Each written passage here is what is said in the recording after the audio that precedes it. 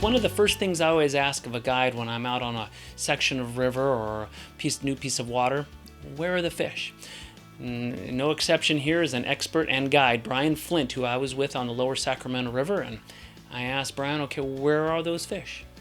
When I approach the river, whether it's indicator nymphing, Euro nymphing, or whatever, my thought process at the beginning of the day is, are the fish glued on the bottom or are the fish looking up?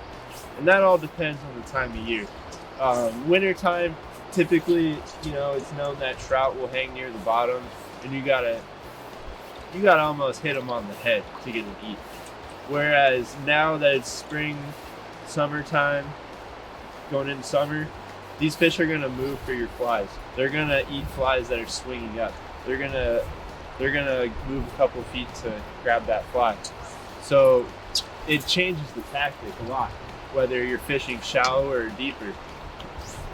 And in the winter, you'll typically fish heavy and deep. In the spring, summer, you can get away with fishing shallower and lighter.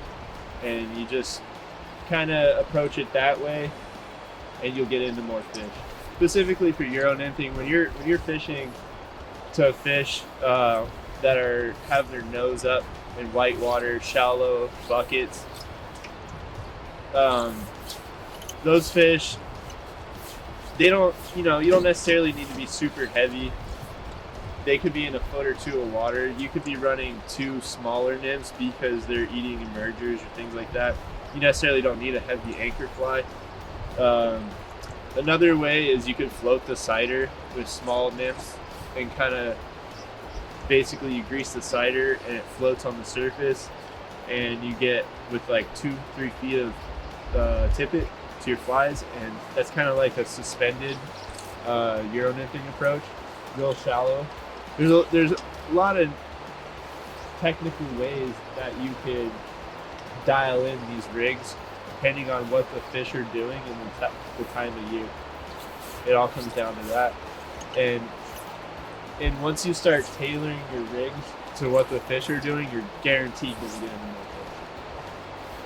Very much enjoyed my day out there with Brian Flint on the Sacramento River. Learned a lot. He also guides on the McCloud River and the Pitt River up here in Northern California. So let us know if you want to have somebody that can help you a little bit in these technical waters. He does drift boat as well as walk and wade. And we'll see you right here next time on the Backcast.